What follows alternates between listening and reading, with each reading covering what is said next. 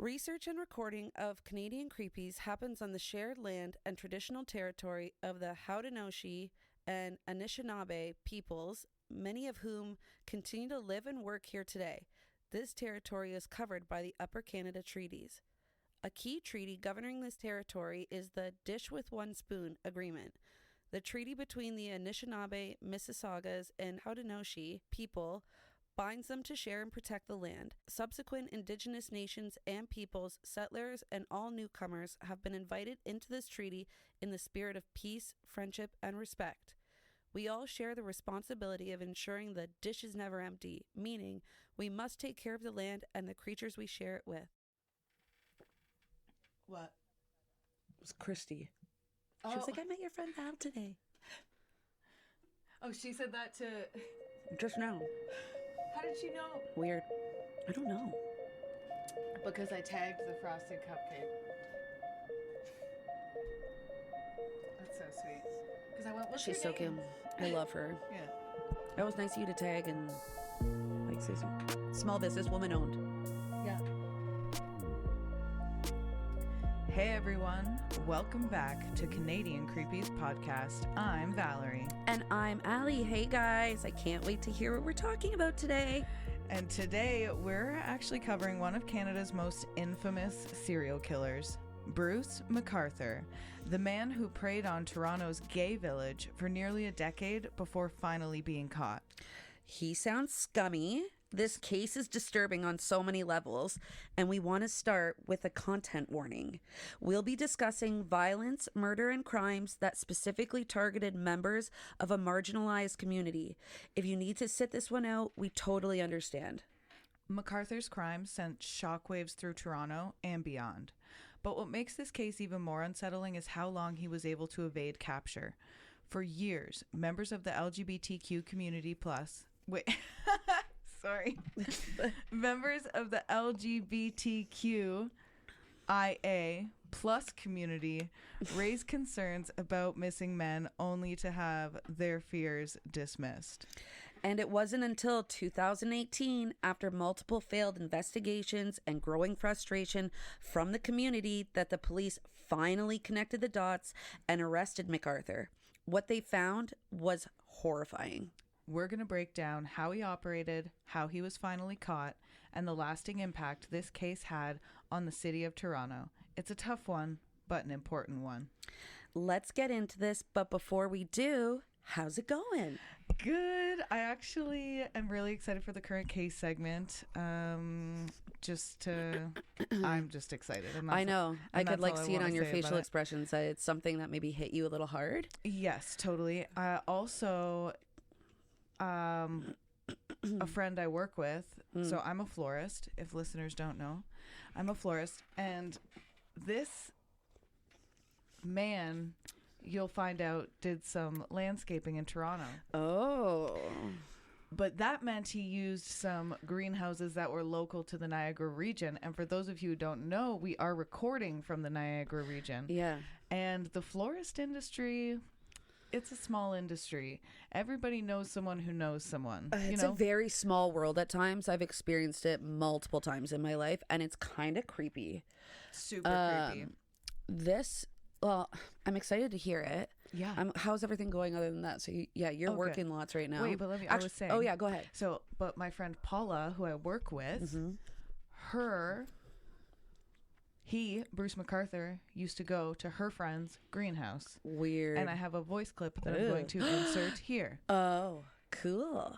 He used to come to my friend's greenhouse in Niagara on the Lake. And what's your name? Paula. Other than that, things are going So, yeah. good. Are you like swamped with Valentine's Day stuff? Swamped, yeah. Yeah. I mean, that's good. But you work for like a local business, which I hope you guys meet tons of meat for Valentine's Day. Yeah, I would do too. And then it'll be Easter, and then it'll be Mother's Day, and you'll make good money for that too. Yeah, and I might be away for dance competition season, Mother's Day. I haven't looked at the calendar yet. As well, though, What else was I going to say? We were talking about Bruce McArthur. Bruce McArthur. Oh, and I got shout out to the frosted cupcake in St. Catherine's. Oh, yeah. I got a delicious dirty soda, the Tropical Bliss made with Fresca, 10 out of 10. Mm-hmm. And one of my closest friends from Cobb's Cobb's Bakery is a bakery. I used to work with her, and I still love her life. And small world moment again. She served Val over here, and I'm so happy to know that they met. Yeah, shout out. Yeah, shout out. My feet went numb today though. Oh no. That was I'm not busy like you because I work on a farm, and what's there to do on a farm in the wintertime? Not much. But I had like 3 pairs of socks on today and winter How boots. did your shoes fit? No, it was tight. But then I'm like, so maybe they went numb due to like my feet being so amount of tight. sock. But I couldn't walk. You know, it's a very odd feeling having your feet be numb and then taking steps but not feeling. I felt like I was clip-hopping. It was really odd. Yeah. But yeah, that was me today. And that's been me every day working outside. They just go numb from the cold. Yeah, and you know it's cold out when you have a hot shower and you get into pajamas and then get into bed, but you're still cold. Like I had to throw on blankets because I just could not get warm. I don't know if anybody else has experienced that. You're like, that's called like medical. You're very low on. That's called hypothermia. Yeah. No, so that fireplace I have, there's an on-off switch normally, and that stopped. Like it just like came off the way. I was like, oh, and the fireplace was on, so it was like stuck on. And Kyle was away, so I was like sort of leaning over the fireplace trying to like turn off the knob, but like I was so close to the fireplace, my forehead was like burning. And for minutes after I was like, I've burnt my flash. Like there's when you look in the mirror, you have no eyelashes. Like, I know, I was like you're scared. Just like I was fine luckily, but then Kyle came home. He's like, oh, the pilot light off on this. I was like, yeah, I'm burnt. I touched every handle in the hope that it would turn that thing off. Also, speaking of hot, there's usually a hot sausage in front of the fireplace when I walk in, aka Daisy Gale. And just so everyone knows, oh God, I should have reworded that. There's usually a hot hippo, moodang. There's usually a hot little moodang in front of the fireplace, aka Daisy Go. And just so everybody knows, it's very important that they all know, that you all know, Daisy is right beside us right now, supporting us and working as her co-host on the ground, being a good gal. Richard, I don't know where he is, but he's coming around. Somewhere. He's somewhere. Daisy is very morally supportive. Her and I have gotten so close. I tell her, your friend's coming over. I love her. Your friend's coming over, and then when you get here, I go, oh, your friend Allie's here. Like Daisy and I, her ears perked up when I did that. I know. And like when we first met, it was kind of, I wouldn't say like scary, but I remember she like nipped at me when I first met her, and she was sitting at your feet at a stand. Yeah. And I think it was just like, I don't know you. Like you went to pet me, I wasn't ready for it, and it wasn't like, she didn't actually like, she like just kind of. And now, if you saw this, I get kisses. I got like little whisker, the little whiskers, the ones, and they graze my like cheek or like my ankle, and I just love it. It's so sweet. It really gives me satisfaction when like I grow close with a dog. Yeah, same with Rem. Rem knows. Rem and I have a special bond as well. When I cut to the farm, she knows when I'm there. She runs to me first most times. And we call her and Daisy faraway friends because they can't really be close to each other. They're both reactive. They're both reactive, but Rem will be on the golf cart, Daisy will be looking from the window, and they just wag their tail, and they're faraway friends. They're faraway friends. Okay. And we love that for them. We love it for them. And first time, Allie and I were faraway friends. We were. And then we lived together, and then we got drunk together, and we smoked together. We went through a lot of things together, and here we are potting together. Yeah, we made it. We made it. Cheers to that, Cheers. Bud. ASMR. Stanley. Sponsor us. Or we won't say that anymore. Actually, no. Are they not? Like, are you threatening us? I'm like, yeah. Yes, I am. I'm like, well, I guess maybe we need like a Canadian thermos company. You could look into that. We could. I mean, it's going to be a great time to get Canadian sponsors, I guess. If you own a business, hit us up. If you own a business, hit us up. And we are not adverse to trading. We are not. Because that is a way of commerce. Trade product for advertising slots. The rest will be worked out. I'm really hoping that Canadian small businesses this year are going to, like, their support is going to boom. Yeah, I hope so too. I mean, you work for one, I will support. Well, You work for one. and I work and own one, and I could That's right. really use more Canadian support, For sure. as I will support more Canadian businesses myself. It's a team effort here. That's right. Oh, this man the other day at the flower store was like, asked about hibiscus. Oh my gosh. And I immediately was like, that's a plant. Or we don't mallows. Yeah, I was like, we don't really sell those as like individual stems. I was like, but I'll tell you what, you come on down to the orchard I work at in the summer. We get dinner. I told me a dinner plate. The dinner plate hibiscus. The dinner plate hibiscus, his eyes lit up so wide. He was stoked. I remember this late. Also, I'm trying to picture a hibiscus in a vase, and it's like, that would be really top heavy. Yeah. But on one more note on hibiscus, Neen's favorite, one of her favorite memories. Shout out to Nina.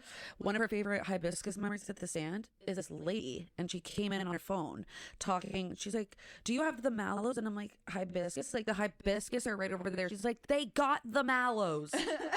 And I'm like, I've never heard that. And I'm like, yeah, the hibiscus come in red, pink, or like the striped white and pink. Yeah. And she's like, they've got all the mallows, Susie. Like, mallows? What mallow do you want? And I'm like, hey, shut up.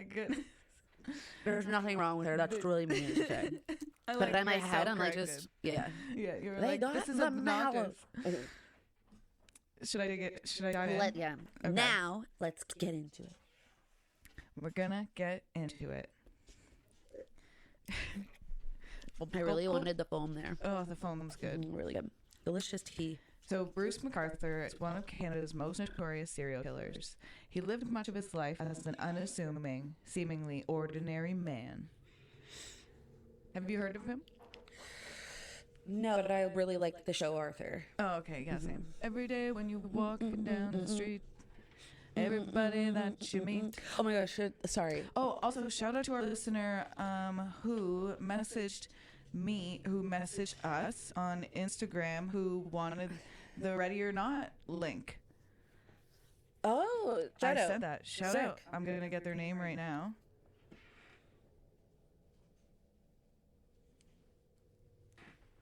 Shout out to our listener, Deanie. Deanie, that's so cute. What a sweet name. That's Deanie, a really thanks for cute name. listening. And thanks for loving Ready or Not as I'm much gonna as name I my kid do. that. It's a really, Deanie? yeah, it's a really cute name. Yeah. Excuse me. So Bruce McArthur's background offers little in the way of overt warning signs, making his later crimes all the more chilling. So let's break down what is known about his early life, career, and personal history leading to his arrest. His full name is Thomas Donald Bruce McArthur, which like is so of the time. My Thomas dad. Donald Duck Bruce McArthur. Gotcha. TDDDDM. He was born October 8th, 1951 in Lindsay, Ontario, Cool. Canada. Duh. Mm-hmm. If I'm referring to anything, it's always going to be Canadian. Yeah. Bruce was born and raised on a farm near Woodville, Ontario, which is a small rural community about 2 hours northeast of Toronto. Have you ever been there or heard of it? Woodville. I feel like I may have driven through it when I was doing like the truck runs. Hey, Nice. Kyle. Yeah. Taking Daisy for a walk. Aw. Woodville. Okay, great. So that's cool. That makes sense. I feel like I don't recognize. I feel like I unknowingly drove through it, Right. or close to it. Well, if any of our listeners knows of Woodville, let's hear from you. We'd love to hear from you. Remember, like, Canadian Creepies are a conversation, always. Yeah. Thank you. We're always up for a conversation. Thank you, and good night. Yeah. Woodville, like I said, is a small rural community about 2 hours northeast of Toronto. Bruce grew up in what was described as a conservative religious household. Of course. So, mine a nightmare. Yeah. My absolute nightmare. His family, Mine too. His family attended a local church, and Bruce was actively involved in the community, which good for Bruce for making. Like, I like to hear that he was actually involved in the community. Willingly, or did his parents say, like, yeah, you're getting involved? That's true. Or he could have been conditioned to as well, or indoctrinated to. During his teenage years, he was known as a quiet, well-mannered student. there were no reports of violent or criminal behavior. Okay. However, some accounts suggest that Bruce struggled with his sexuality from an early age.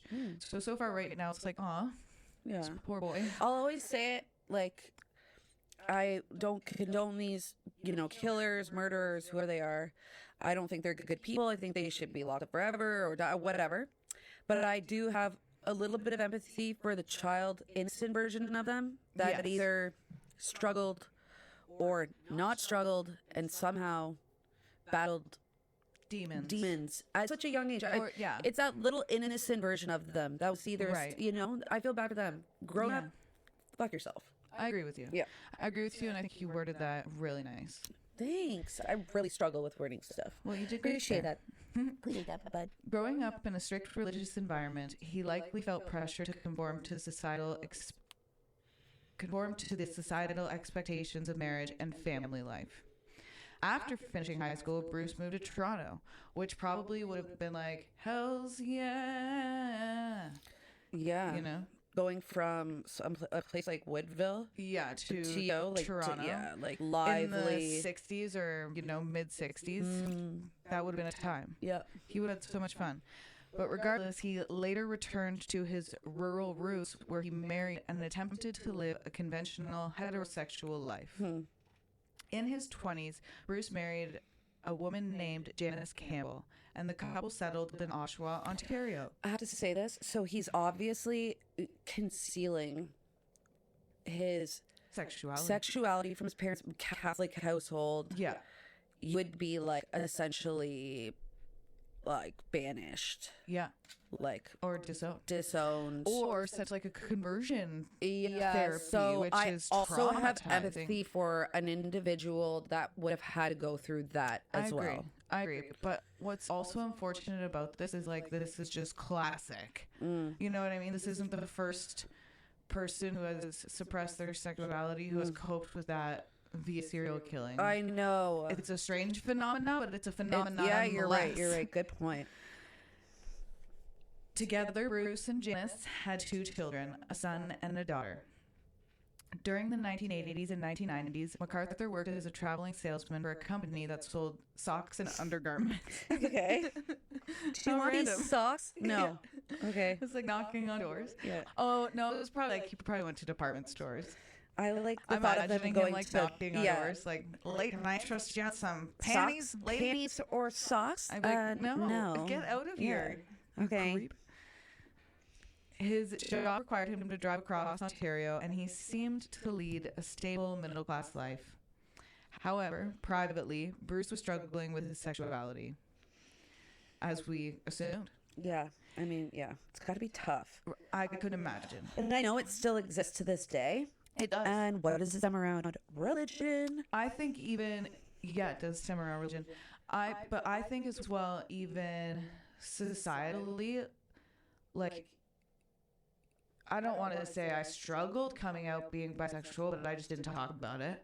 I never heard you talk about it. Right? I would never talk about No. it. But now I talk about it because I'm like, that's just part of who I am. It's almost like the stigma is like being or admitting, like kids would have bullied each other and been like, you're gay, as if Yeah. it's like an insult, right? It's a slur. Also, the idea of lesbianism or women love that we knew as a society, as teenage girls, was women being objectified for, like, think about it, like a movie where 2 girls kissed in the early 2000s. It was not an example of lesbian or bisexual No, love. it was no. Or queer love. It I'm like, was an movie 13. example. Yeah, it was like objectifying. Oh, kiss, kiss, kiss. You know what I mean? Yeah. Oh, yeah. I know exactly what you mean. That's also such a mindfuck. So it's like, why would I tell anybody in my high school that Yeah. I am also interested in women when I fear they would put me on the spot to do something Yeah. sexual I wasn't ready to do?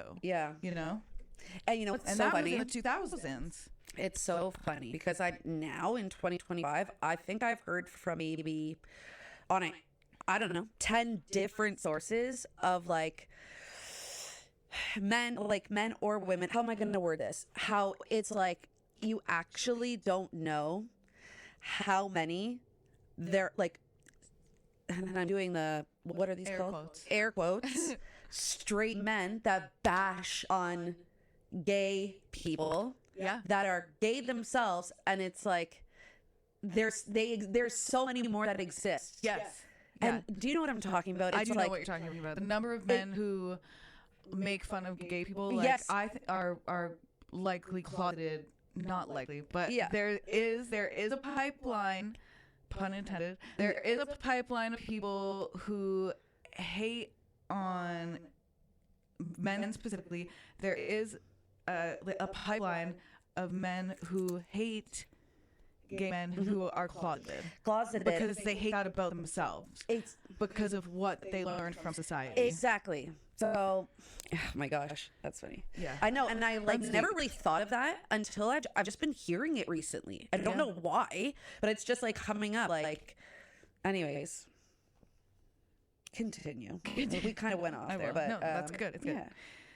So, Bruce was struggling with his sexuality, and in an era where LGBTQIA+ rights and visibility were still limited, particularly in suburban and rural communities, yes, even in Canada, Bruce remained closeted for much of his early adult life.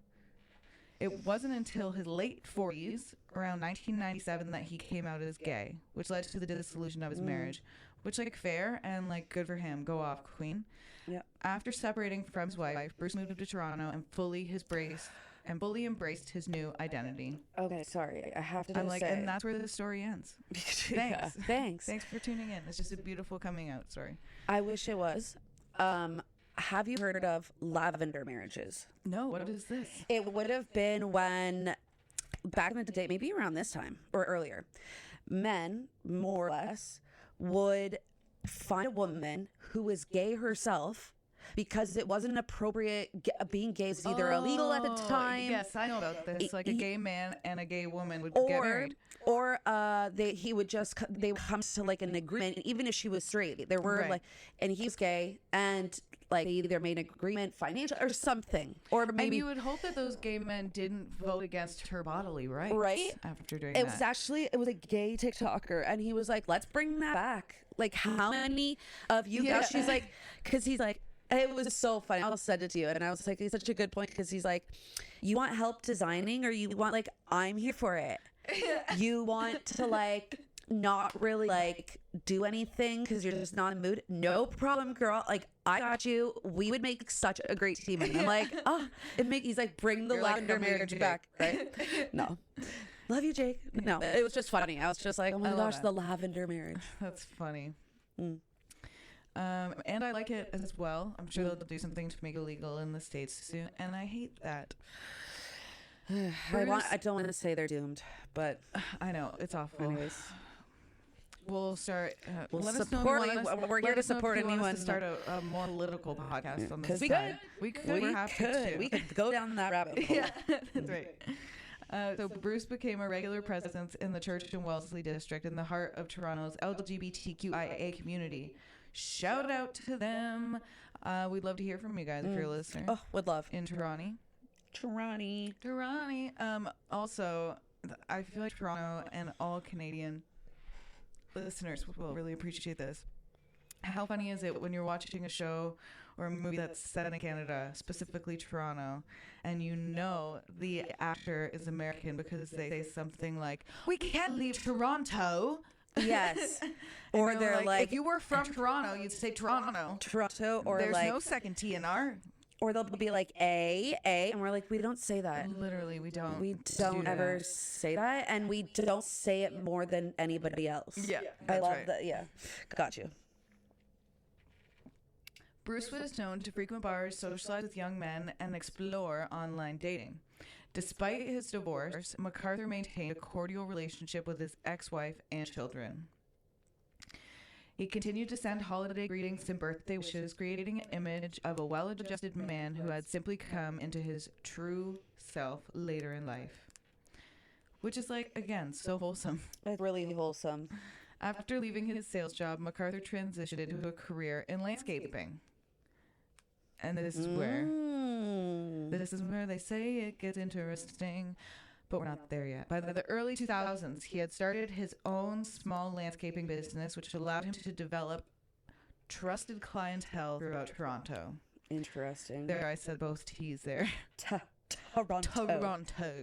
His business, often just referred to as Bruce McArthur Landscaping, catered to homeowners, particularly in the Leaside area, a wealthy neighborhood of Toronto. I said both T's again. Now I'm over enunciating. I'm just like, okay, enough out of you. McArthur's work as a landscaper gave him access to private homes, backyards, and secluded spaces, something that would become disturbingly relevant to his crimes. He often worked alone, had keys to clients' properties, and stored tools and equipment in their yards. He also had the permission to dispose of organic waste, such as soil and plant material, without raising suspicion. Despite appearing to be an unremarkable, friendly man, Bruce's dark side began to emerge in the early 2000s. In 2001, he was involved in a violent assault that foreshadowed his later crimes. And it's like, this seems to be like such a fucking pattern with every episode. Oh, the killer committed a crime earlier, something like a violent assault or a sexual assault, and then our justice system decides to just set them free. I can't even handle this. And I understand our jails are overcrowded. Well, it's like the solution for everything isn't jail. Yeah. Anyway. It's also crazy, like, 25-year, for example, a 25-year sentence, but then they're out in 8 for good behavior. Yeah. And then they reoffend. Yes. It's like, I can't rap. Anybody can fucking play a good behavior role. That's right. Get out serving less than half percent, then they reoffend, and it could have been. Yeah, and it's also easy to be good when you have none of your vices. Yeah, and you have a goal. You want out. Exactly. I could get out with good behavior. And you're sober. Well, I mean, I guess I don't know. Yeah. I don't know how it goes in the jails. Yeah, they might be sober, but then it's like they're in a little cell. Like their mind could be like warping even more. Like you don't even know. Like it's like you're out on good behavior, but that whole time you're not thinking like someone who lives on a day-to-day. Okay, let me word this how I can. You're not functioning. You're not functioning in society. You're not prepared to function you're not within it thinking when you get out. like you're not thinking properly. Right. So realistically, I'm sure there's times where someone gets out on good behavior, but the whole time their mental state was actually getting worse. Yeah. And then they reoffend, and it's like. Yeah, I just don't think that's of that. Yeah, which is wild. Anyways, it is wild. Absolutely. There's like we've identified, and I'm sure we're not the only ones. We've identified a gap in the system, right? Right. Right. You bloody well right. On Halloween night 2001, we were 11. McArthur invited a male sex worker to his apartment.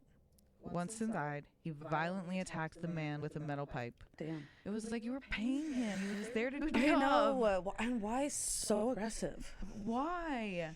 Like with a metal pipe, really? Like, why didn't you just fucking even some sleeping pills or something? Right, something like.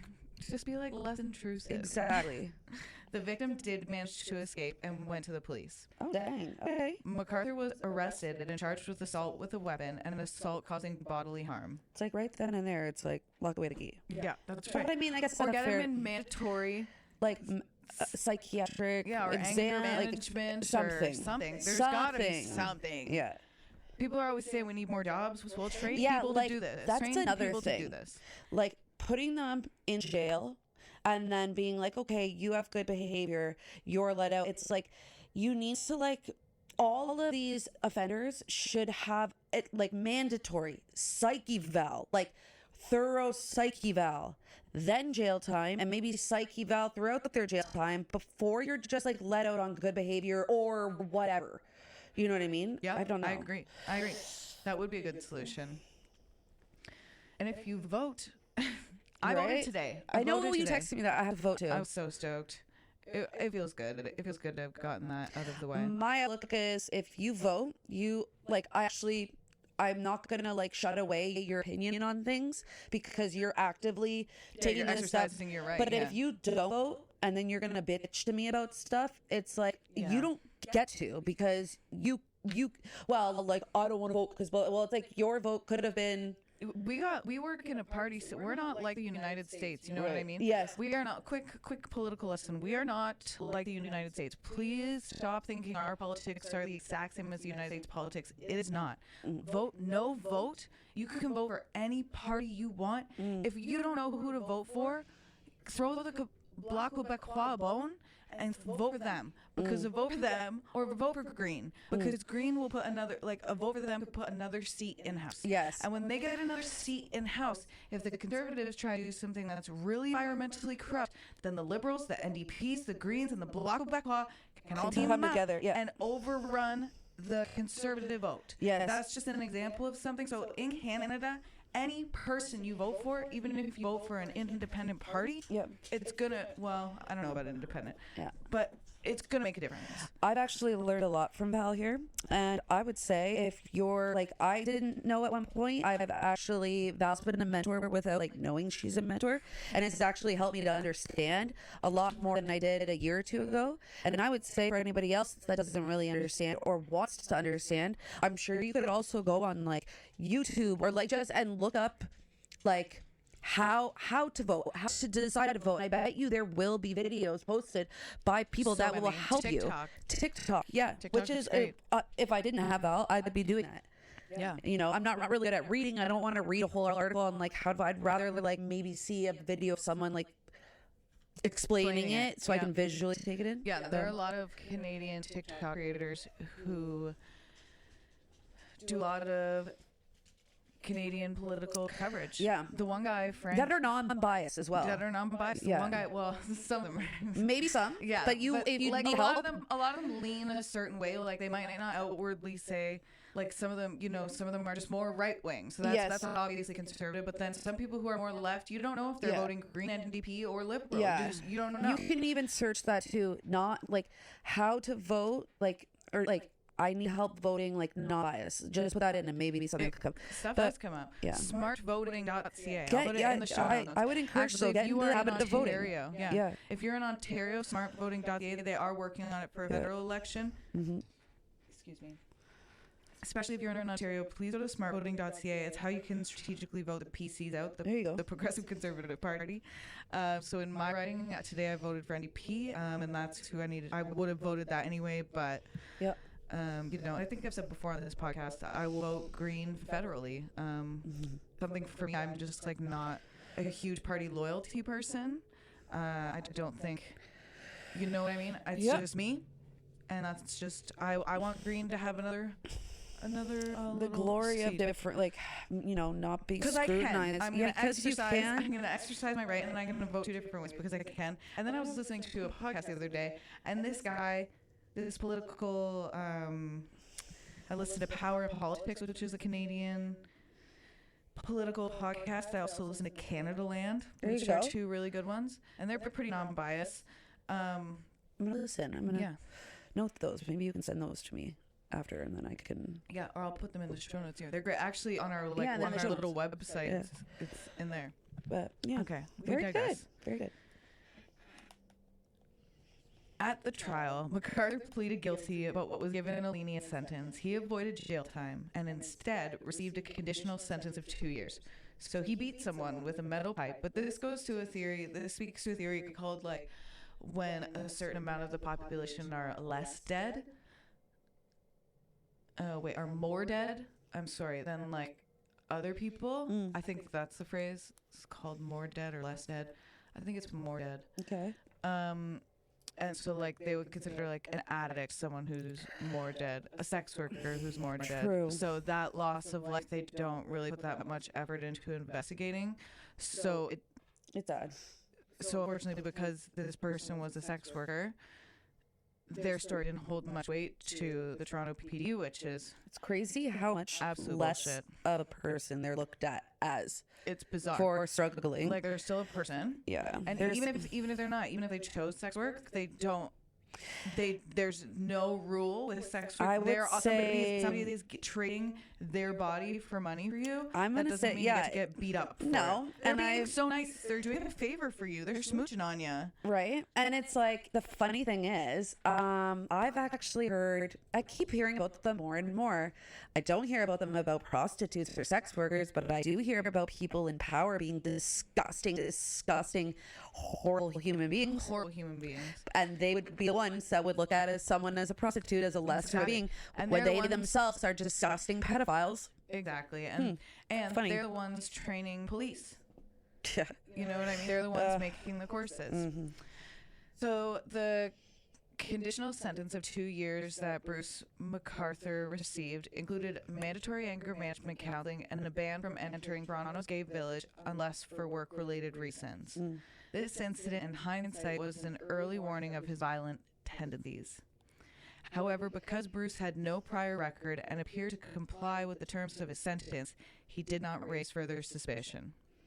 After his assault conviction, McArthur seemed to reintegrate into Toronto's LGBTQIA plus scene without much scrutiny.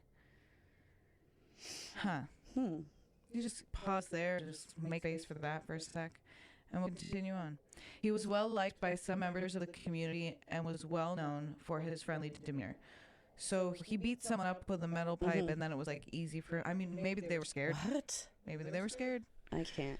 As he entered, but also public perception of sex workers. Right. There's a stigma that goes along with it. So, as he entered, like, some people think people like that are setting themselves up to deserve a beating, and like that's not true. It's just not factual information. I've also heard the same thing about women dressing in their eyes. You're asking for it. Yeah, no, we're Pardon not. me? Never. I'm Pardon hot. It's a summer me? day. I'm wearing shorts. Thank you. I don't even get me fucking started on that topic. As he entered his 50s and 60s, like his age of 50s and 60s, Yeah. McArthur became more active in online dating and hookup apps, particularly those catering to older men. He was known to prefer younger, racialized men, many of whom were new to Canada, vulnerable, or struggling with personal issues. His ability to gain trust played a major role in how he was later able to target victims. By 2010, he had established a presence in the community that was viewed as a harmless older man, someone who was eccentric but ultimately friendly. This persona helped him avoid suspicion even more as Toronto's gay village began disappearing. That's like Paul Bernardo shit. He's charming. Ugh. Textbook Paul Bernardo Is he good weirdo looking, shit. this guy? I'm gonna look it up. I just want to see a picture. picture of him, yeah. Oh, no. Okay, hold on. Let me just see. Ew. Yeah, no. Wait, hold on. Before I say ew this like person, let me just make sure. He's a serial killer, right? Yeah. Yeah. Serial killer. Images. Oh yeah. Ew. Wow. Everyday kind of Joe though. Yeah. Everybody looking Canadian Interesting. Joe. Ooh, is that a documentary? Is there one? Catching Serial Killer. Or yeah, Bruce McArthur. Prime Video. Nice. We should watch that. Yeah. Bruce McArthur's early life and background paint a picture of a man who, on the surface, appeared ordinary, even likable. He was a husband, a father, a businessman, and a well-known figure in Toronto's LGBTQ plus. Damn it. In Toronto's LGBTQIA plus scene. However, his history of violence, the leniency he received after his assault conviction, and his access to secluded workspaces all contributed to the horrifying crimes he would later commit. His ability to blend into the community and evade police for years remains one of the most chilling aspects of his story. His crimes, once uncovered, exposed major flaws in law enforcement's handling of missing persons cases, particularly those involving marginalized communities. So is he an example of what we were just talking about earlier, like hating that he's gay? That's so he takes it out on. Yeah. Yeah, okay. Yeah. Between 2010 and 2017, Bruce McArthur preyed on vulnerable men in Toronto's LGBTQIA plus community. Vulnerable being like sex workers? Vulnerable being like people of color. Oh, okay. Yeah, marginalized being... Yeah, marginalized, like mental health issues. Yeah, okay. Gotcha. Newcomers. Yeah. Pathetic. I hate him. Awful. He targeted individuals who had limited support networks or faced societal challenges. His victims were more than statistics. They were beloved sons, brothers, partners, and friends. Of course they were. We are going to introduce each of McArthur's known victims, remembering them for who they were beyond the tragic circumstances of their death. You want to alternate with these, maybe? Sure. Okay. Okay. Do you want me to, I'll go first. You go first. Okay. And these names may be difficult for us to pronounce, but we're going to give it our best shot. Our apologies, like, beforehand. We're going to give it our best shot. Yeah, we will. Respectfully, we're going to give it our best shot.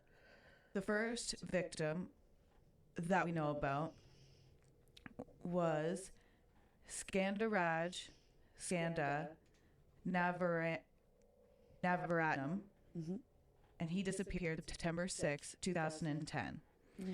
Skanda was a 40-year-old Sri Lankan refugee who had built a life in Toronto after fleeing civil unrest in his home country. Are you fucking joking? Yeah, it's so sad. Wow. These people just to escape civil unrest in your own country, to build a life in Canada. You made it all the way to 40. I made it all the way to have it stolen from you. Horrible. Wow. He was known for his warm personality and was deeply loved by his friends. I bet. He had previously been in a relationship with McArthur. Skanda was last seen leaving Zippers, a popular gay bar in Toronto's church. I like that name. I love that name. Yeah. It's a popular gay bar in Toronto's church in Wellesley district. His sudden vanishing shocked those who knew him, but because he was an immigrant and a racialized man, there was little immediate urgency from authorities to investigate. I hate that. I hate that so much. That is so Every frustrating. life is valuable. Yeah. Not everything should be investigated. Not to everyone, which is sad. Yeah. His disappearance marked the beginning of a disturbing pattern, one that the LGBTQIA plus community noticed long before police took action. Friends and activists began raising concerns about missing racialized men in the village. Dang. R.I.P. Our second victim, Abdul Bazir Fazi, disappeared December 29th, 2010.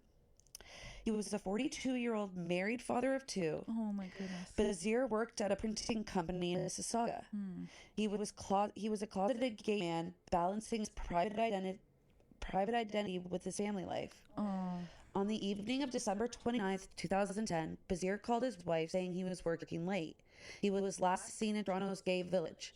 His car was later found abandoned near Mount Pleasant Cemetery, an ominous clue as it was close to home where McArthur had access. Bazir's family was devastated. His wife and daughters never got closure, and because of his secret life, his case received little media attention at the time. Because...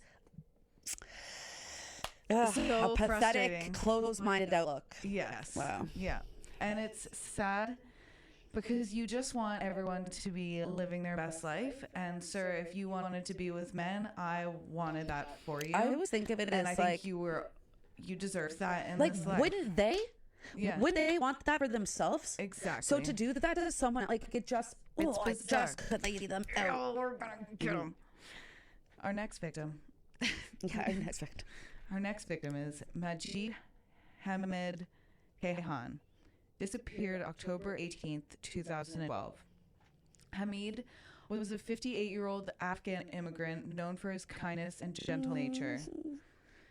He was a fixture in the LGBTQIA plus community and was openly gay despite coming from a culturally conservative background. Good for him. And as a 58-year-old, I imagine he was probably like he probably helped so many other racialized men in the community come out. Do you know or how accept themselves for who brave they are? you have to be to come out as openly gay from a community or cultural background that would have probably stoned you to death, killed you, right? You know, like that's, I mean, it culturally, it still exists like that in certain places. Yeah.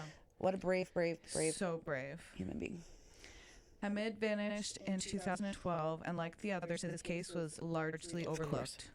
Some in the community believed that he had left the country, but friends were adamant that something was wrong. Gotta love those friends' intuitions. Right? And they're true. Follow your intuition. Yeah. If you think something's wrong, just bug the police. Bug the police, Yeah. bug the police, bug the police. Hamid's case was one of 3 linked together in 2013 under Project Houston, an investigation into missing men from Toronto's gay village. However, the case stalled due to lack of evidence, and McArthur remained free. Was it due to lack of evidence or due to lack of trying? And I'll just say that. Trying, I'm going to say. I'm Yeah. going to be biased and say trying. Yeah. Oh, that's really sad. Rest in peace. Our next victim, Saroush Mahmoudi, disappeared August 2015. Saroush was a 50-year-old married man of Iranian descent. He lived in Scarborough with his wife, who reported him missing when he didn't come home. Unlike McArthur's other victims, Saroush was not known to frequent the gay village. His connection to McArthur remains unclear, but investigators believe he was lured under false pretenses. His wife and family were left searching for answers for years. His disappearance was not immediately linked to the growing list of missing men, showing a troubling gap in how police connected the cases. That's really sad. It is really sad, especially if this man was just was lured under. All of them are sad, but lured under false pretenses makes it seem like way more intrusive and more icky. Yeah, fucking liar. The next victim that we know about is Not him, McArthur. Sorry, Yes, didn't want to be yes, like, yeah. You're a liar. Yeah. Our next victim is Krishna Kumar Kanagaratnam. Very good. Thank you. Disappeared January 2016. He was a 37-year-old Sri Lankan refugee.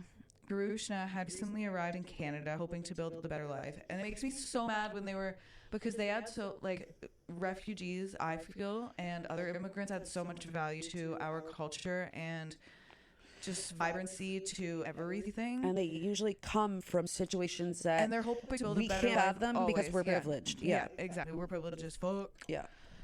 He had no immediate family in the country and was struggling with immigration status issues. And people that do that are so strong. Yes, so strong. Like, Unlike the other victims, Krishna was never officially reported missing. His isolation made him especially vulnerable, and authorities only identified him after McArthur's arrest using forensic technology. wow. His family in Sri Lanka had no idea what happened to him. He was initially listed as a John Doe before DNA helped confirm his identity. Thank goodness for DNA. Oh my goodness, I know. His case highlights the dangers faced by the undocumented individuals who lack a strong support system. Wow. And there's another gap, Yeah, another guy. Oh, there's multiple gaps. which is why we shouldn't be racist, guys. Oh my gosh. As white people, we just shouldn't be racist. We don't know what our friends of color around us every single day are going through or what their family members are going through. We just shouldn't do it. Thank you. You know what's so funny too? Is like, I bet you there's not a bunch. I bet you there are racist individuals that teach their kids, if you don't have anything nice to say, then don't say anything at all. But they themselves are racist. Yeah. And it's like, that a walking contradictory. Totally. And I bet you, I know they exist. They do It's just exist. that's a mind fuck too. And to see one in the wild is Right? bizarre. Okay, our next victim is Salim Essen. Disappeared April 14th, 2017. That's not that long ago. No, these are not, this isn't even 10 years ago. That's crazy. A 44-year-old Turkish immigrant, Salim was deeply involved in Toronto's LGBTQ plus community. He was open about his sexuality and passionate about advocating for marginalized individuals. Bless. Yeah. So we were... Every case. yeah, every case. Every episode, it's heartbreaking hearing about the victims. That's one thing that never gets easier. Yeah, we were robbed of these strong, beautiful individuals. These were the citizens of our country. Yeah. These were our comrades, our peers, Right? our brothers and our Role sisters. models. Yeah. He was open about his sexuality and passionate about advocate. Oh, sorry. Salim vanished in April of 2017. He was last seen near Yonge and Bloor, an area close to the gay village. Friends and activists began raising alarms, but police still did not act swiftly. Of course they didn't. Salim's case, along with Andrew Kinsman's disappearance, finally prompted Project Prism, a renewed investigation into missing men in the village. And Sad that it takes something like so many. How many gosh. is this? 1, 2, 3, 4, 5. Okay, fine. 6, We'll 7. look into it. 7 at least. But if it was like a Caucasian white Football player. or kid or Yeah. like not senior, because I know that they're like a marginalized group themselves. If a sure. senior dies, or because there was that one serial killer. Because they're seen as less dead as well. Or Yeah, more dead. exactly. More Is dead. it more dead or less dead? Let us know. What Yeah. separates? More. Yeah.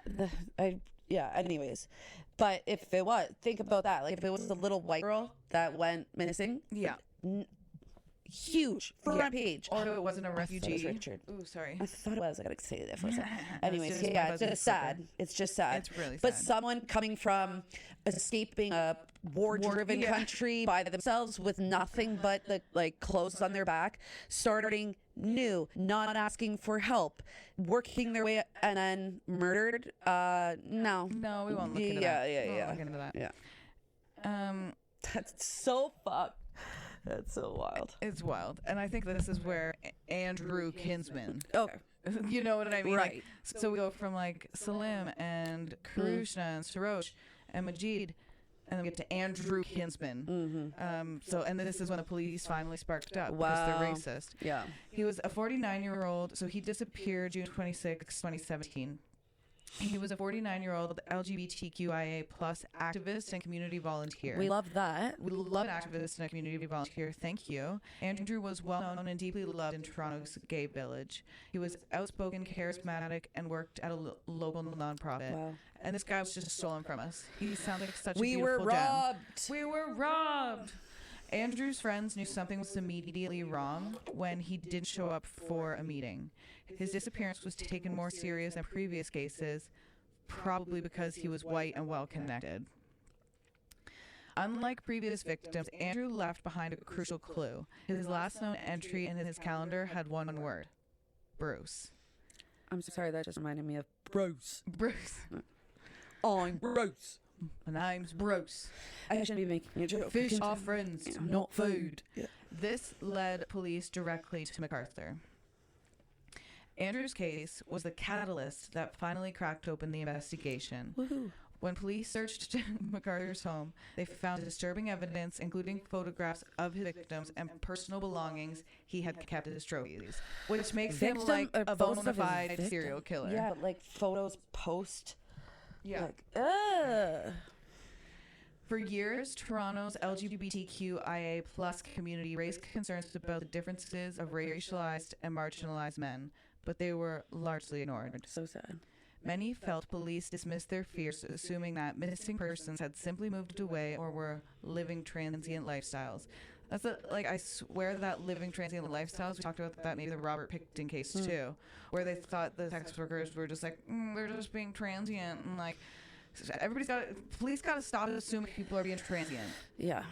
It wasn't until Andrew Kinsman... And cutting cords too. Yeah, exactly. It wasn't until Andrew Kinsman, because it is easier to be racist. Yeah. It is easier to say this group of people are responsible for their own problems due to this, you know what I mean? Or due to your... That's easier to do. Yeah, but like, It's harder to break it down and get to the levels of why do I think this way? What, you know what I'm saying? remember we were talking about it last episode or the episode before too. It's like, and a lot of times, like police don't do things that wouldn't have taken any effort to do. At all. That They could just have didn't want to do it. absolutely, yeah. And it's like, oh my god, It's so frustrating. It wasn't until Andrew Kinsman, a white activist, went missing that law enforcement escalated an effort leading to Project Prism. And I wonder if, like, Bruce McArthur got bold with that last one. why? Because he was white. White. And Yeah, he you're was good a point. well-connected activist. Like, he was well-known in the community. So that's, like, a high-profile person to kill. If he goes missing, people are going to notice. Fair enough. So it's like maybe he wanted to get caught. That's my little tidbit. My little... That's a really good point, and I yes. can't wait to not like I'm excited, but I'm very intrigued to see how this like ends. And Yeah. yeah. Each of these men had full lives, dreams, and loved ones who still grieve their loss because it wasn't that long ago. It wasn't. Their stories remind us of ongoing Their stories remind us of the ongoing need for justice, a better police accountability, and stronger protections for vulnerable communities. Their names should never be forgotten, and I'm going to repeat them. Skandaraj Nabaratnam, Abdul Bazir Faizi, Majid Kayhan, Sarush Mahmoodi, Karushna Kumar Gangaratnam, Salim Hassan, and Andrew Kinsman. May they rest in peace. Rest in absolute paradise. For years, Toronto's LGBTQIA+ community raised alarms about a disturbing pattern. Men were vanishing from the Church and Wellesley area without a trace. Many were racialized and marginalized, but authorities were too slow to respond. It wasn't until 2018 that police finally arrested Bruce McArthur, uncovering one of Canada's most horrifying serial murder cases. Here's how the investigation unfolded, from early warnings that were ignored to the breakthrough that brought McArthur to justice. Toronto's gay village had long been a safe space for LGBTQIA+ individuals, but by the early 2010s, a sense of fear was creeping in. Men were disappearing. First, Skandaraj Navaratnam in 2010, then Abdul Bazir Faizi and Majid Kayhan in 2012. Community members noticed the pattern, but police were slow to take action. Like, I don't actually get that either. The community, like, this is what I'm saying. This is also how I feel about, like, political leaders sometimes. I'm like, I've got, like, friends that I'm like, they could do a better job at being prime minister than some of the people in our past. Or, like, you have a president running a country, but I'm like, there are so many better fucking everyday who don't people have access that could do such a better job. And it's like the community are everyday people. They're telling, like, how are you They're slow? telling you they're scared and there's a problem. And It's you're making just me like, think that, we'll like, see. you're trying to, like, you know what I mean? Yeah, You're rigged. You're just like making it very obvious that Yeah, you do not care. Which is exactly. And it sucks. It's so embarrassing. I would Really never want to be embarrassing. a part of. I would quit. I would be like, I can't. Yeah, you're like, I can't morally be a part Yeah, of this. exactly. Community members noticed the pattern, but police were slow to take action, as I said. Many of the missing men were people of color, immigrants, or individuals who led private lives due to their cultural or familial pressures. Instead of serious investigations, police often suggested that they had left the country, gone into hiding, or were struggling with mental health issues. I mean, and it's annoying because that could realistically be something. But that doesn't mean they shouldn't be found. Exactly. And it's like, why doesn't their family know where they are if they've done these things? yeah, and it's like annoying that they use those, like, excuses because they sound, you know what I mean? Like, it's so, you wouldn't argue that because it's like, I mean, you could argue it, but it's so realistic. It's like, yeah, I mean, I guess so, but that's not what the case is. And we're telling you that that's not what it is. Yeah. LGBTQIA+ activists and groups like the Alliance for South Asian AIDS Prevention called for more attention, but their concerns fell on deaf ears. Of course they did. We're going to talk about Project Houston. Like, you had groups, other multiple. I can't. I know you had groups activist bringing, organizations like, being like, "Hey, community, something's individual, up here." yeah, and they just still were you're like, no, no pee, no problem. Yeah. So Project Houston was from 2012 to 2014, and it was a failed investigation. In 2012, after 3 men, Skandaraj, Abdulbazar, and Majid, vanished under eerily similar circumstances, police finally launched Project Houston, an investigative task force focused on their disappearances. However, the investigation was deeply flawed from the start. It had the wrong focus. Instead of treating the disappearances as potential murders, police pursued a theory that the men had been lured into a cannibalism ring based on an unrelated tip. This wild lead wasted valuable time. Where the fuck did this tip come from? You have cannibalism ring. You have reputable groups fucking coming to you with legitimate concerns, but you get a tip from who? Like, who the fuck is this source? Yeah, a cannibalism ring. What? Right one on. of your coworkers or something? Yeah, somebody I made hate it up. you. I hate it. Yeah. There was also no connection to McArthur. Though police did interview McArthur during Project Houston, he wasn't seen as a serious suspect, despite his known relationship with Navaratnam and his history of violence. But we've been referring to them, so Skandaraj. Skandaraj, yeah. Case goes cold. By 2014, Project Houston was shut down due to a lack of leads. Authorities still believe that the men had disappeared voluntarily, leaving their families and communities frustrated. And meanwhile, Cannibalistic ring. Yeah, and all the while, McArthur continued to kill. I would not be able to look at myself in the mirror afterwards when all of this came out and came to be, and I realized I was part of a mistake. Like, I was Like someone on the wrong side of history. Yeah, like, you should all be embarrassed of yourselves, but okay. All right, so Project Prism was 2017 to 2018. The case finally breaks open. By 2017, the disappearances had not stopped. In April, Salim Asen vanished. Then in June, Andrew Kinsman, a well-known LGBTQ activist, also went missing.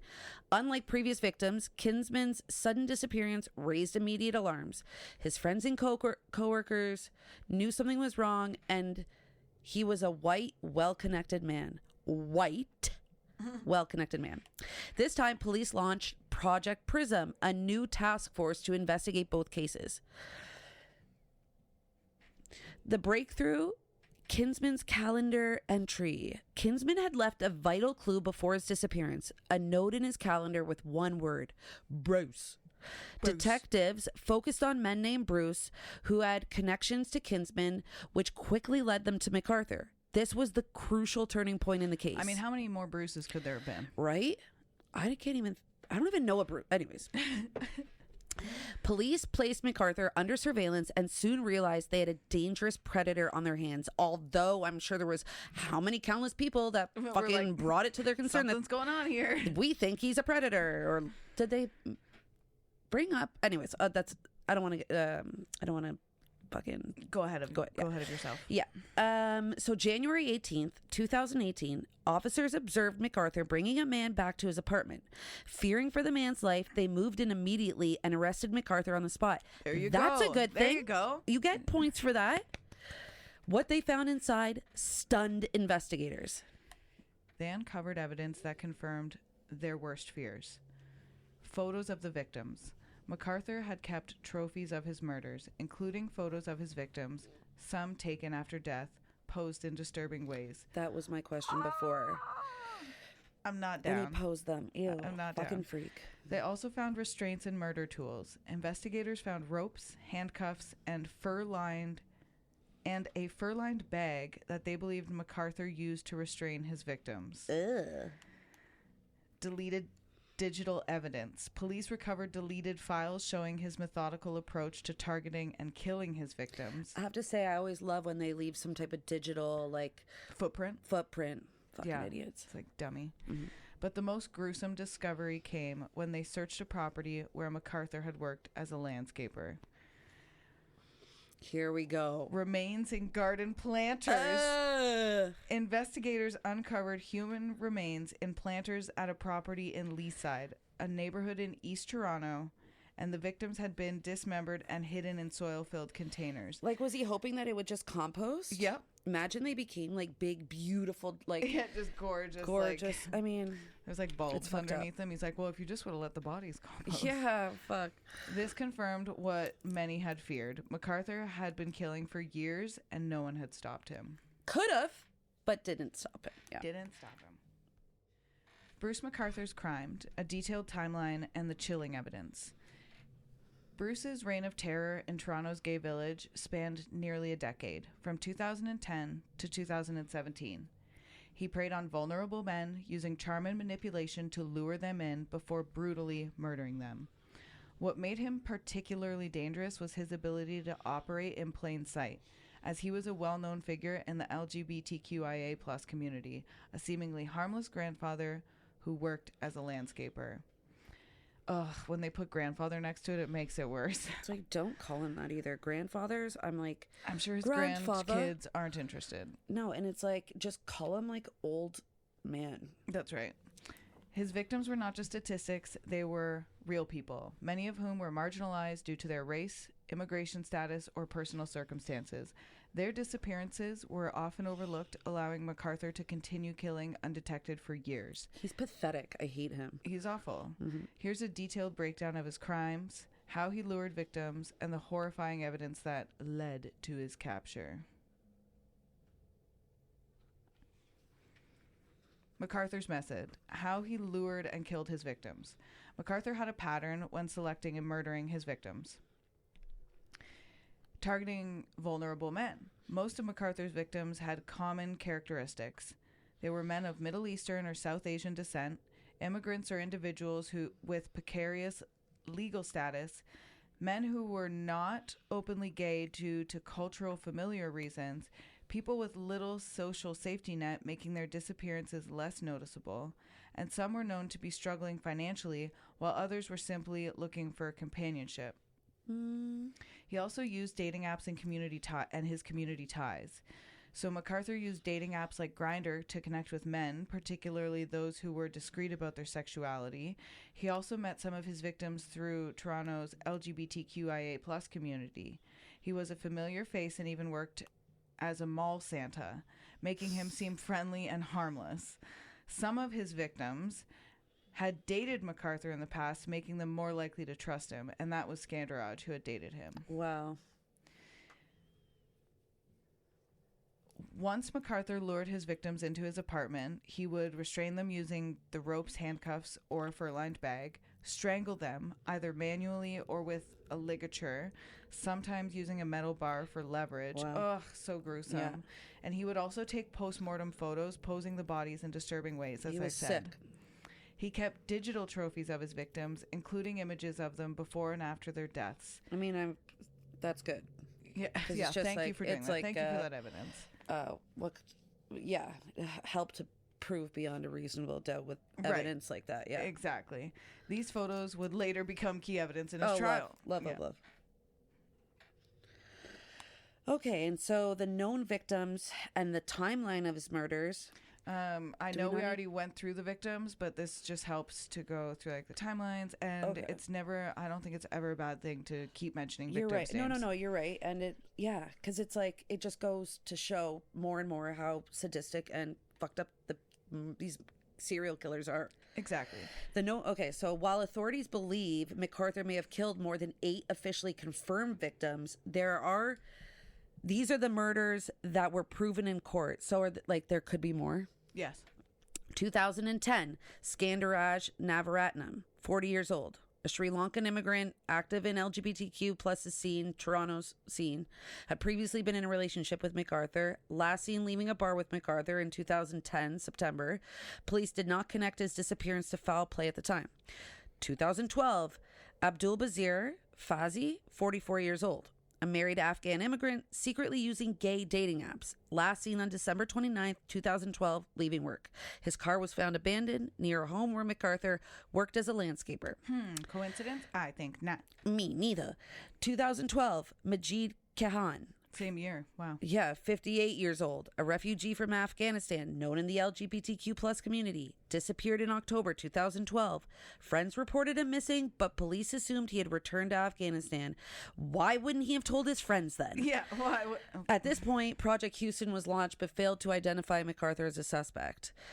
Fast forward to 2015, Sarush Mahmoudi, 50 years old, an Iranian immigrant with wife and children, disappeared in August 2015. His remains were later found in the same garden planters as other victims. 2016, Karushna Kamur Kangaratnam, 37 years old, a Sri Lankan refugee claimant living in Canada illegally after his asylum request was denied. McArthur likely targeted him because he was an isolated individual and had no legal status. Last seen January 2016. His disappearance went completely unreported because no one knew he was missing, which is so sad. Okay, 2017. Salim Asen, 44 years old, a Turkish immigrant living in Toronto and active in the LGBTQ plus community. Last seen April 14th, 2017, near Toronto's Gay Village. Unlike previous victims, police launched an investigation immediately.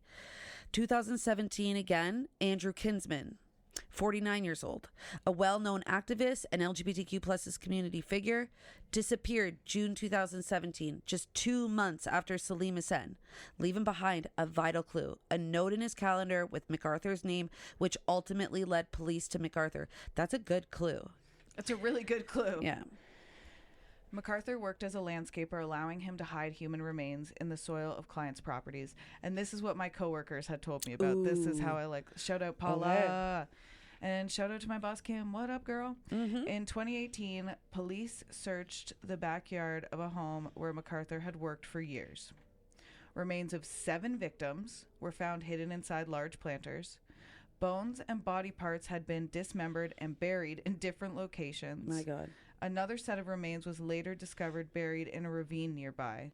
This methodical disposal of bodies helped McArthur evade suspicion for years. Dismemberment always is wild to me, in my head. I mean, I know it's a wild cut, but it's dismembering someone, that is just, and casually carrying on with your life.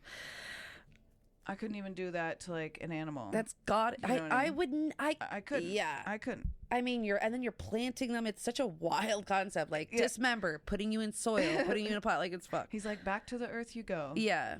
Yeah. Why was Bruce McArthur so dangerous? He blended in. McArthur was a mall Santa, a respected landscaper, and a well-known figure in the community. No one suspected he was a serial killer. He used technology. He leveraged dating apps and the internet to target victims who wouldn't be missed. He was manipulative. Some victims had trusted McArthur before, making it easier for him to lure them in, and he knew how to hide evidence. He worked as a landscaper, which gave him easy access to places to dispose of bodies without suspicion. Wild. So wild. So Bruce McArthur essentially got away with murder for nearly a decade because of a failure to recognize patterns, institutional biases, and lack of urgency in missing persons cases involving LGBTQ plus individuals, especially people of color, although he had multiple people come forward and being like, this is sus. Yeah. Fuck Multiple. them. Not the people, the fucking police. The police. It's the worst. His crimes devastated Toronto's gay village and left lasting trauma in the community. So thanks, Toronto Police. Thanks, TPD. Thanks for that. Love you for that. Mm-hmm. Love you for that. The trial of Bruce McArthur never made it to a full courtroom battle. He pleaded guilty before a trial could begin. However, the process of charging him, gathering evidence, and determining his sentence still unfolded as a chilling reminder of the brutality of his crimes. Here's a breakdown of the legal proceedings, how the prosecution built its case, and why McArthur received a life sentence without the possibility of parole for over 25 years. Wait, so 25 years, that was his sentence? Oh, wait, sorry. A life sentence. A life sentence. Without the possibility of parole for 25 years. Okay. So on January 18th, 2018, Bruce McArthur was arrested at his Toronto apartment. At the time of his arrest, police found a man restrained on his bed, moments away from potentially becoming his next victim. Over the following weeks, investigators uncovered more evidence leading to 8 counts of first-degree murder in the deaths of Skandaraj Navaratnam, Abdul Bazir Faizi, Majid Kayan, Sarush Mahmoodi, Karushna Kumar Kangaratnam, Salim Hussein, and Andrew Kinsman. McArthur was charged with first-degree murder for each victim, a charge that requires proof of planning and deliberation. So they had to prove that he planned it. Okay. Which he did. He did. Each first-degree murder conviction carries a mandatory life sentence, but parole eligibility varies based on whether sentences run concurrently at the same time or consecutively stacked one after another. I feel like the planning is obvious. I'm he literally did the soil, the plant, lands, you know what I mean? Yeah, he planned it. He had a system. Yeah. Fuck, he that's was obvious. Working on it. Yeah. How the prosecution team built their case. The Crown prosecutors, the legal team representing the government, compiled a damning case against McArthur using 1. Digital evidence. Police recovered hundreds of postmortem photos, on McArthur's computer and cloud storage, showing his victims posed in disturbing ways after death. Hate that, but love that he left that footprint to be used against him. Right. Some images had file names with their actual names. Also awesome, you dumb fuck. Further proving McArthur had intentionally documented his crimes. 2. Surveillance and timeline evidence. Security cameras caught Andrew Kinsman getting into McArthur's van, the key piece of evidence that led to McArthur's arrest. Awesome. The calendar entry found in Kinsman's home, marked Bruce, was also critical evidence linking McArthur directly to his victim. Love, love, love that. Love that. 3. Physical evidence. Human remains were recovered from garden planters and a ravine, all connected to McArthur's landscaping jobs. Wow.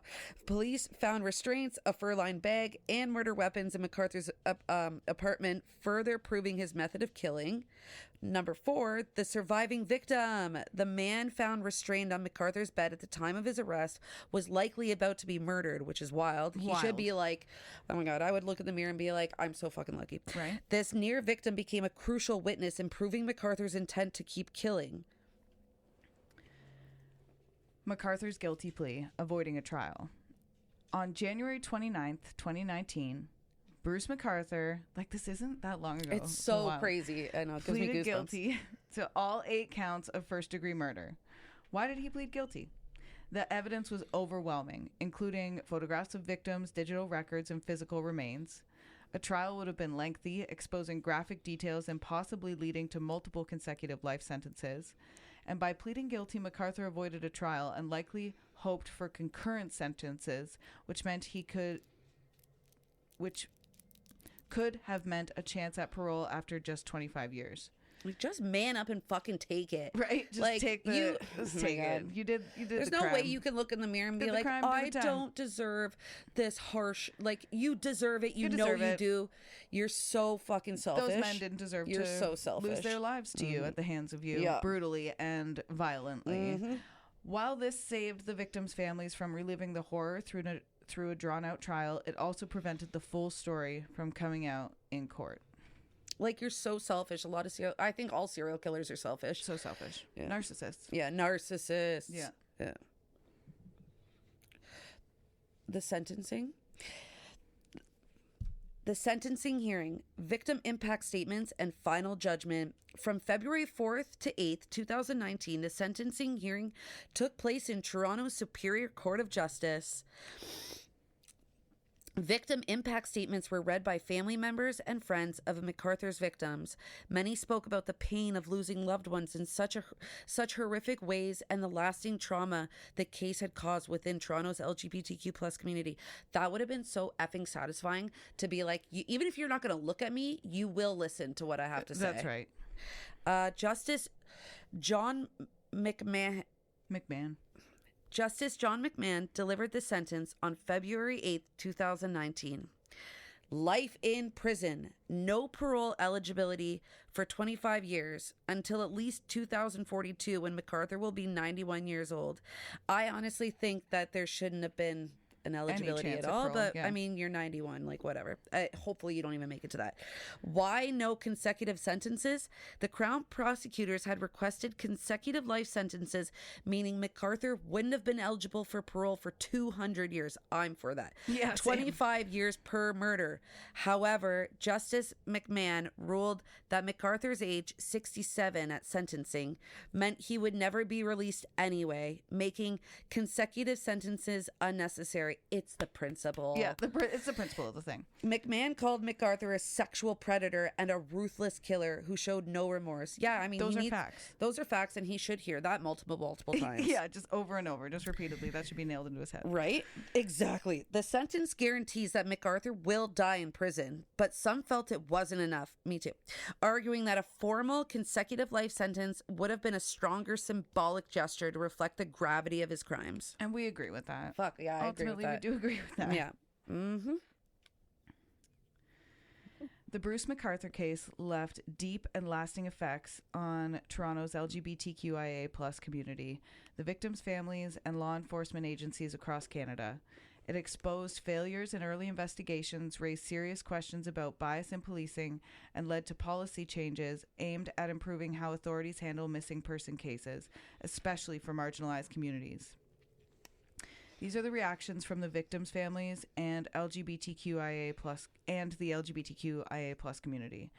The families of McArthur's victims were understandably devastated, not just by the brutal nature of the murders, but also by the failures in early investigations that allowed McArthur to keep killing. That's one of the worst parts. It's awful. Honestly. Many felt abandoned by law enforcement, No believing that their loved ones' disappearances were not taken as seriously as they should have been. I agree. I'm frustrated. Same. Many families were left with unanswered questions because McArthur pleaded guilty, meaning there was no full trial to uncover every detail of his crimes. They expressed outrage that McArthur had been able to kill for so long despite multiple missed opportunities to stop him, and some found closure knowing McArthur would die in prison, while others believed the justice system failed by not giving him consecutive life sentences for each victim. I think the justice system failed on multiple aspects, including like the police force being one of those contributors. Like, they failed miserably I agree. in certain aspects I agree. until they took action. But it's like it took a white guy for you to fucking take it seriously. Honestly.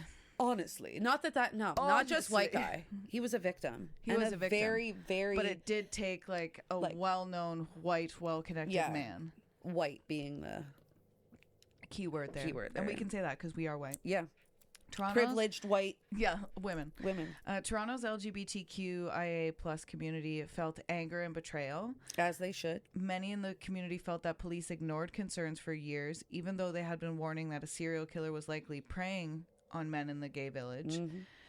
They also felt distrust in the police. The case deepened the rift between the LGBTQIA+ people and law enforcement, with many seeing it as an example of how missing persons cases involving marginalized people are not investigated with the same urgency as others. They also planned vigils and had memorials.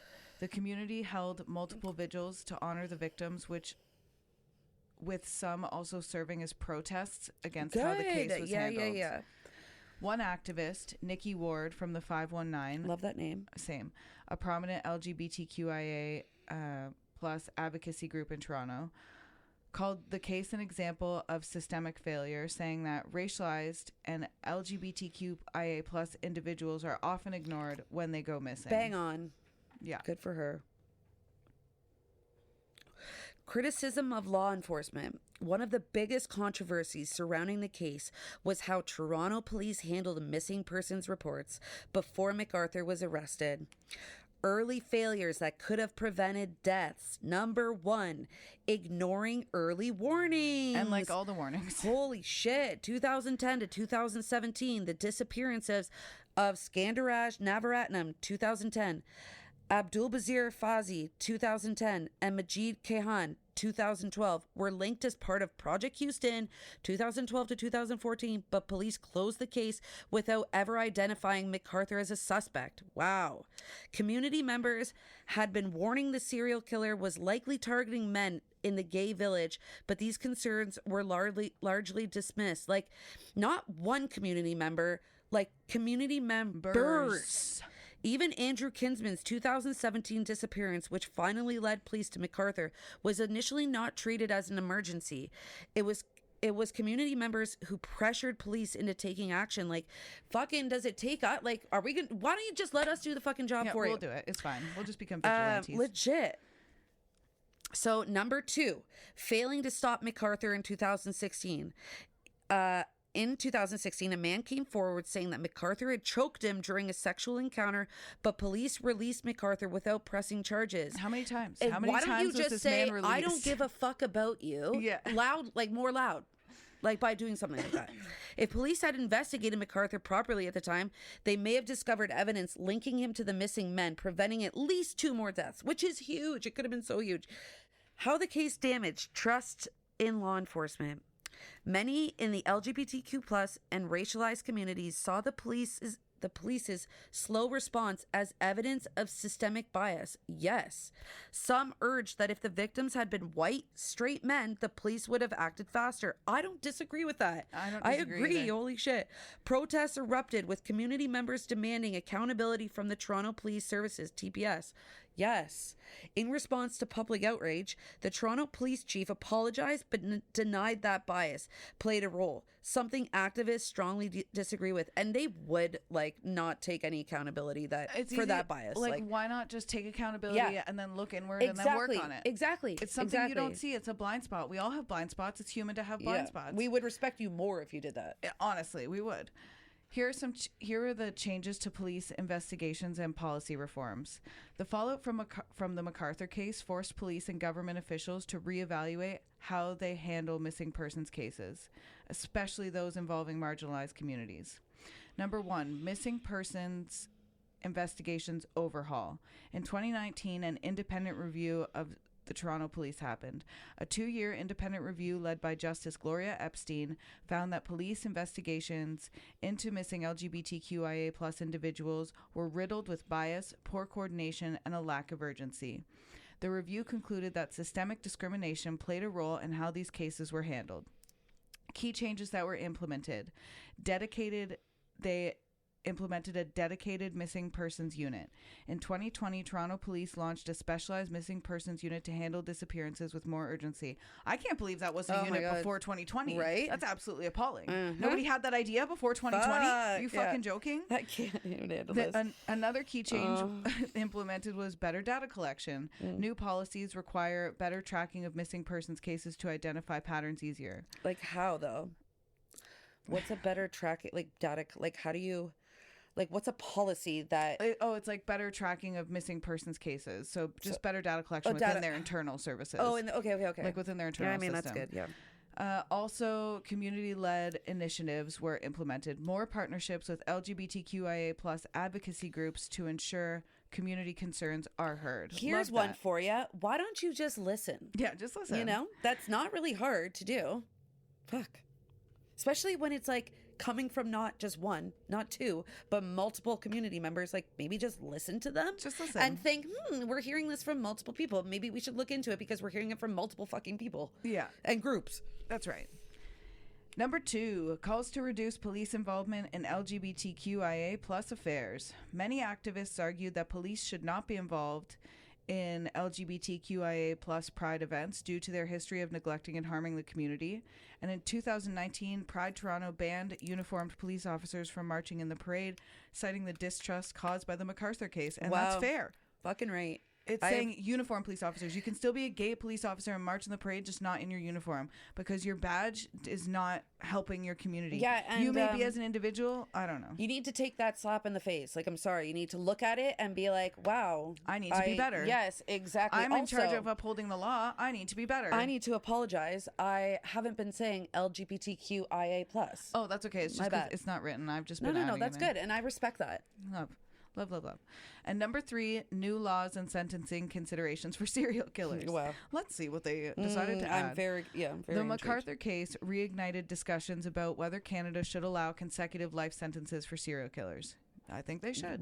Just add it so on. That tack way his it on. soul is in jail as well. Yeah, and also it's I'm not a religious person, but I'm not either. And I just feel the satisfaction of being not 100 years, 200, 450,000 years. Yeah. Yeah. While McArthur received life without parole for 25 years, some believed that his sentences should have been stacked so he would never be eligible for parole. Agreed. There were no proposals to amend parole eligibility laws for particularly brutal cases, but as of now, no major changes have been made. Sorry, there were proposals to amend parole eligibility laws, but as of now, no changes have been made. Okay.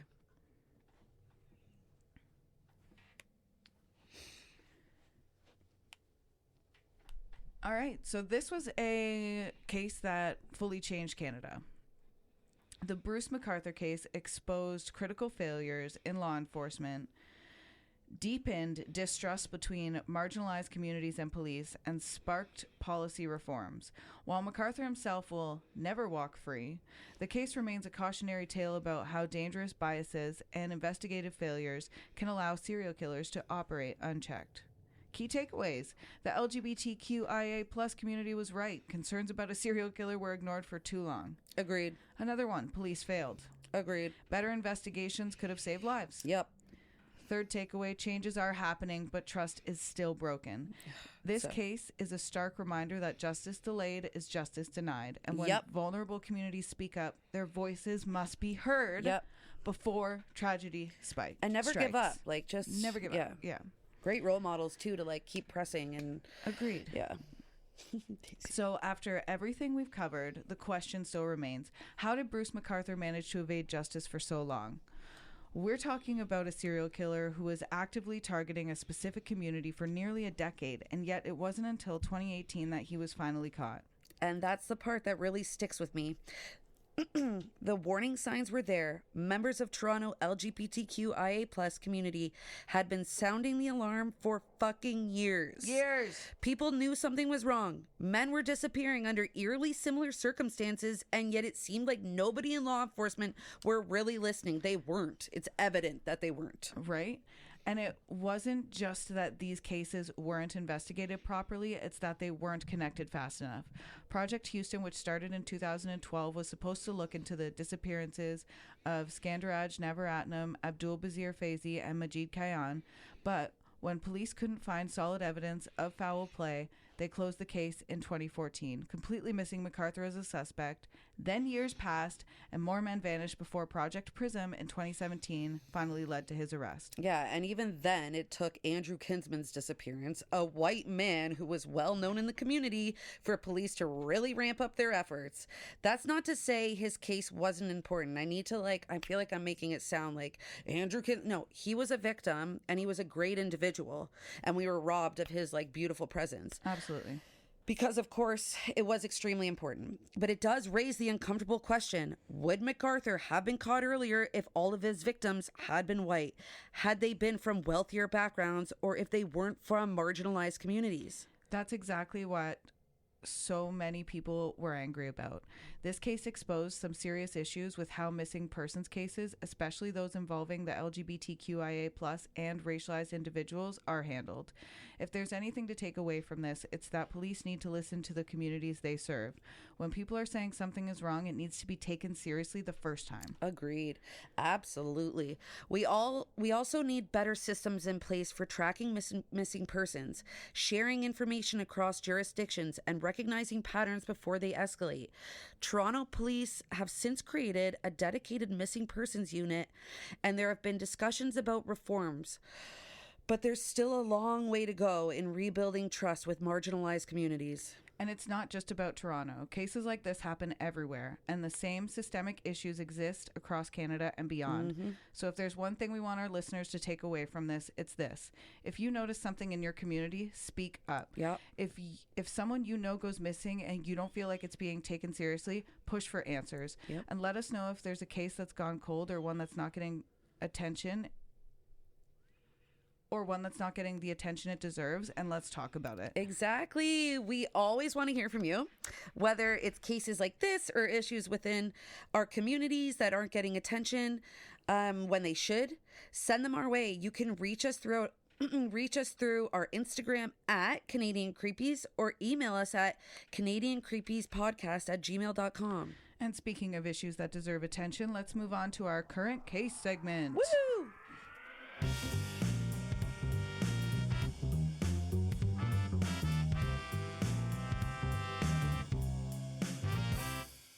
This week, I want to share something that I personally experienced, an incident involving hate speech and how the Niagara Regional Police responded. I figured we'd, I'm really intrigued. Put Toronto on blast for long enough. Yeah. Well, it's a situation they deserve it every now and then. That's what I'm saying. I mean, I think it is our responsibility as citizens to hold our law enforcement officers accountable to something. Yeah. This week. Because there's always something. There is I'm always sorry, something. no place is perfect. No, but yeah, there is always something, and I agree with you.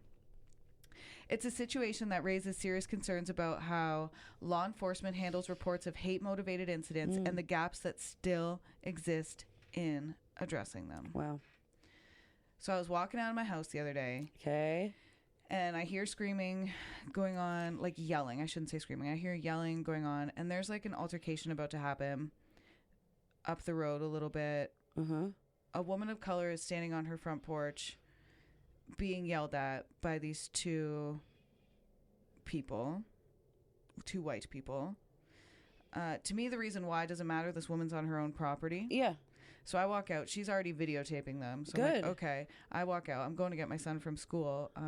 So I came back in, and Kyle was in here with his brother and one of the band guys. And I said, you guys, I need you to pay attention to what's going on outside because I think you're going to have to call the cops. Like, oh, snap. So I walk back out. I go to leave, and then they're still not coming outside. And the man sort of charges at her. She's on her front porch, and it's like locked or whatever. There's like a gate, so he can't really get to her, but he charges at her. And then after I left, so the boys all came outside and sort of, you know, I can't say they tried to calm it down. Okay. The police were eventually called anyway. They were. Okay. Yeah, but in the time I was gone, the man had called this woman the N-word. Wow. And then charged Classy. at her. Mm-hmm. Right?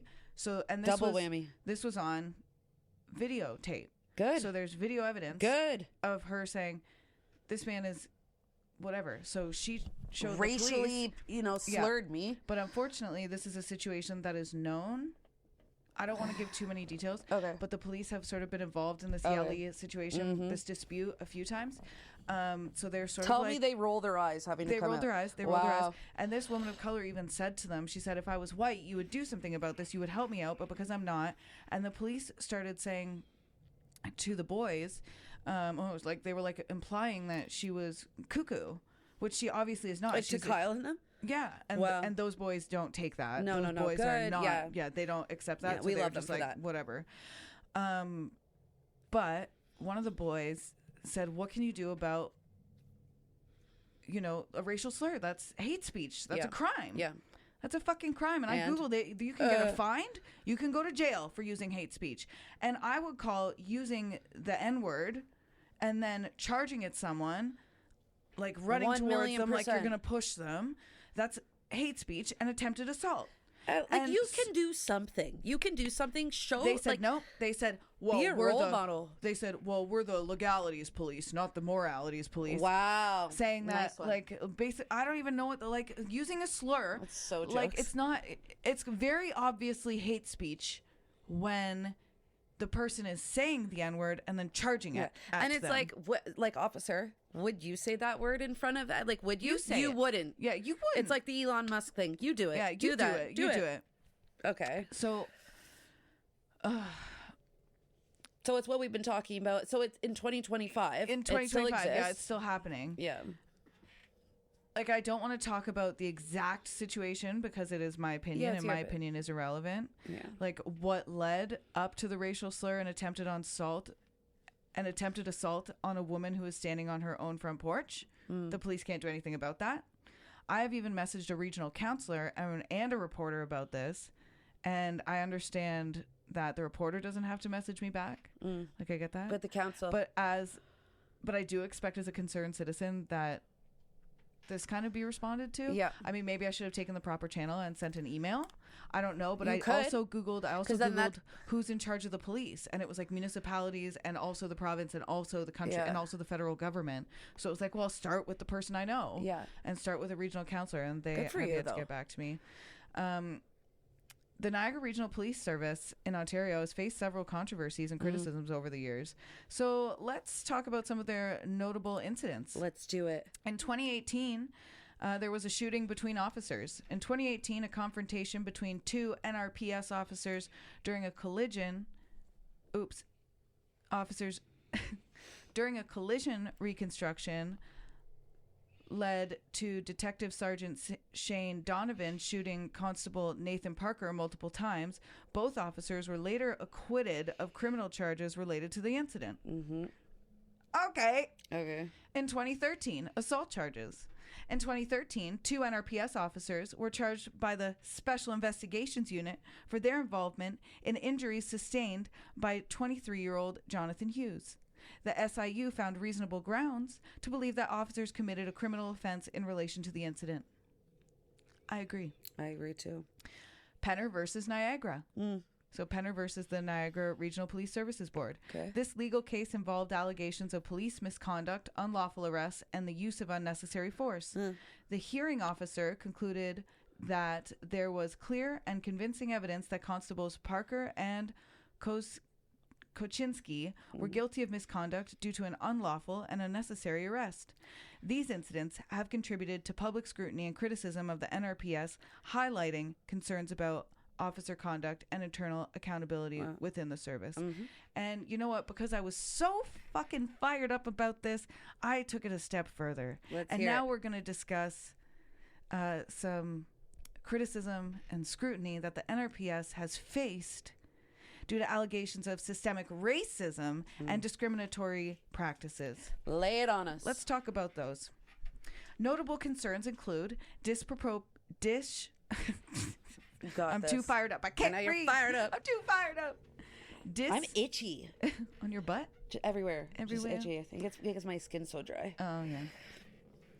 Disproportionate use of force. Data collected under the 2017, again, not that long ago. No. Data collected under the 2017 Ontario Anti-Racism Act revealed that the NRPS exhibited a disproportionately high use of force against Black individuals. This is 2017. So and this was exemplified for me. They did not use force. They used a lack of anything, which is pretty much the same to me. Yeah, agreed. Specifically, Black people were subjected to force at rates 9 times higher than their representation in the local population, marking the second highest disparity in the province. Wow. In the fucking province. That's insane. I'll call out the NRPS all day long. Me too. Be better. I'll support you. And I will. Be fucking better. Be a fucking role model. My God. Thank you. This rate is comparable to that of the Minneapolis Police Department during the period surrounding George Floyd's death in 2020. Right. Leadership's stance on systemic racism. In 2020, then Deputy Chief Bill Forty publicly stated, "I don't believe that systemic racism exists today in the Niagara Regional Police."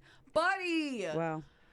Just sit down. Like, get out of the way. Just sit down. Similarly, regional councillor and former Waynfleet Mayor Kevin Gibson referred to systemic racism as a shadowy area bandied about. It's not a fucking shadowy area. Yeah. It's not. It's not a shadowy area. It's really not. It's really fucking studied by a lot of like people. Yeah, I know. It's really like whatever. Studied by like scholars. Don't you feel dumb saying that? Like not you. Blech. Like fucking. You're so Dave Gibson or Kevin Gibson. I don't even care about your name. Yeah. These remarks have been criticized by local anti-racism organizations, which argue that such perspectives hinder efforts to address and rectify systemic issues within the force. Right. If you don't acknowledge them, you can't fix them, motherfucker. Yep.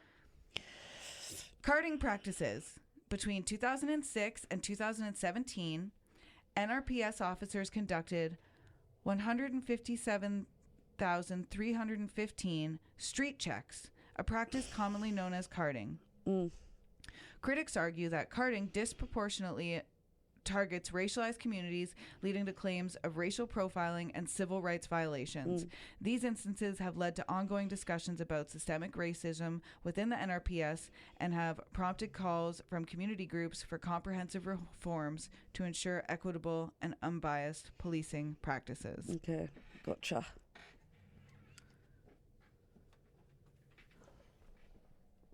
Well, that brings us to the end of today's episode. It's been a heavy one, heavy duty, but these are the conversations that need to happen. Absolutely. Cases like this remind us that justice isn't about catching the bad guy. It's about making sure that people are heard, that change happens, and that no one is forgotten. And while we covered a lot today, we know there's always more to discuss. If you have thoughts, questions, or cases that you want us to look into, reach out. Please reach out. We love hearing from you. We love hearing from you, and we also shout you out. I'll shout out I'll shout out your name, and if you suggest a case, that's right. If you suggest a case, I write down your little name beside the case, and then when we do that case, I shout you out. Paula knows. Someone write in like a fucking wild case. Yeah, I would love to hear a wild case.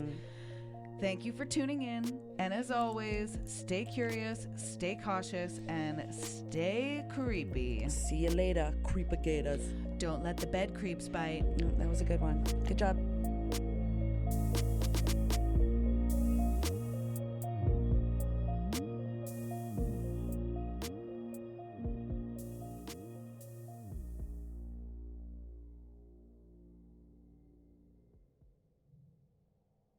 Thank you to Kyle McDonald for editing and composing our theme song.